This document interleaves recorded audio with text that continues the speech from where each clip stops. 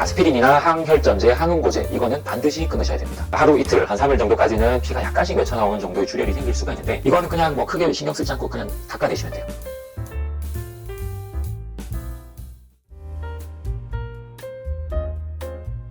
안녕하세요, 김영수입니다. 오늘은 제가 시술하고 있는 눈밑지방 재배치 수술의 전후 주의사항에 대해서 말씀을 드려보도록 하겠습니다. 일단 수술 날짜가 잡히면 수술 3일 전부터는 무리하게 술을 드시거나 와인, 비타민, 한약, 아스피린이나 진통소염제, 항응고제, 마늘즙이나 진코민, 은행 추출물, 우황청심원 이런 것들의 섭취는 중단해 주시는 게 좋고, 그 외에 다른 드시는 고혈압약이나 당뇨약, 고지혈증약 뭐 이런 것들은 그대로 드시면 됩니다. 특히 아스피린이나 항혈전제, 항응고제 이거는 반드시 끊으셔야 됩니다. 일단 수술 당일에는 보통 이제 수술을 하고 나면 시야가 좀 흐리고 초점이 안 맞을 수가 있기 때문에 자가운전이 불가능합니다. 그래서 자가운전은 피해서 대중교통을 이용하거나 아니면 보호자랑 같이 오시거나 그렇게 하시고,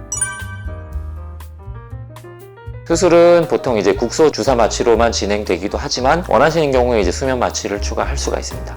만약에 이제 수면 마취를 하시게 되는 경우에는 5시간 정도 금식을 하시고 오시면 됩니다.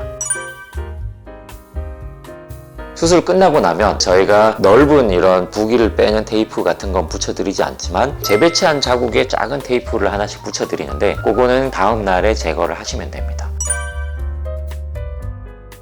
가벼운 세안이나 화장, 샤워 이런 것들은 이틀째부터 가능하긴 한데 눈을 꼭 감아서 물이 잘 들어가지 않도록 주의하시고 너무 세게 문지르지 않는 게 좋습니다. 그리고 수술 3일 정도는 처방된 약을 하루에 2번 복용하시면 되고, 안약도 하루에 2번에서 4번 정도 그렇게 넣어주시면 되고, 3일이 지나면 이 안약도 끊으시면 됩니다.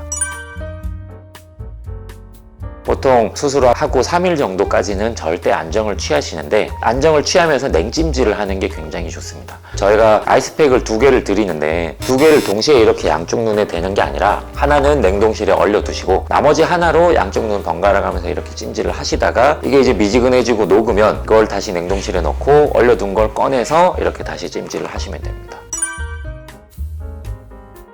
하루 이틀, 한 3일 정도까지는 피가 약간씩 맺혀 나오는 정도의 출혈이 생길 수가 있는데 이거는 그냥 뭐 크게 신경 쓰지 않고 그냥 닦아내시면 돼요.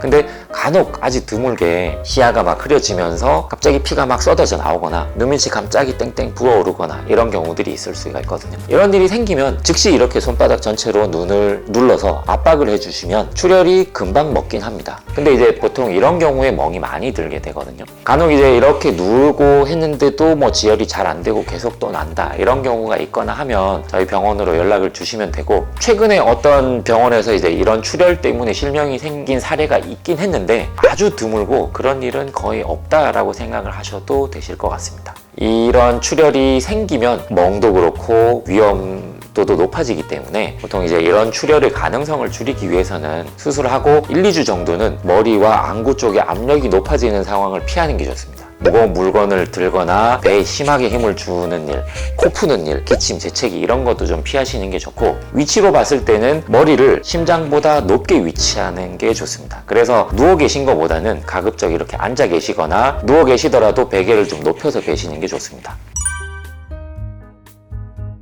수술하고 나서 처음에 하루 이틀은 괜찮은데 4, 5일 정도가 지나면서 눈 밑뿐 아니라 눈 주변 전체가 붓고 붉어지면서 가려워지는 이런 경우가 있는데, 보통 이거는 수술에 대한 반응이 아니라 그 알러지 반응으로 생기는 거예요. 이런 경우에는 병원으로 연락해 주시고 방문해 주시면 저희가 이제 약을 처방해 드립니다. 그러면 이제 금방 좋아질 거고, 운동에 대해서도 물어보시는 분들이 많으신데 가볍게 걷는 거나 뭐 이렇게 힘들이지 않는 골프, 짧은 거리의 비행기 여행 이런 것들은 수술하고 일주일 정도 지나면 가능하긴 하지만 보통 가급적이면 수술하고 2주 정도는 운동을 하지 않는 게 좋겠습니다. 수경을 깨야 되는 수경이나 웨이트 트레이닝, 자세가 이제 머리가 아래쪽으로 많이 쏠리게 되는 요가나 필라테스 이런 것들은 한 달 정도 지난 후에 경과 진료를 한번 보신 후에 확인 후 그때부터 하실 수 있다고 생각하시면 됩니다.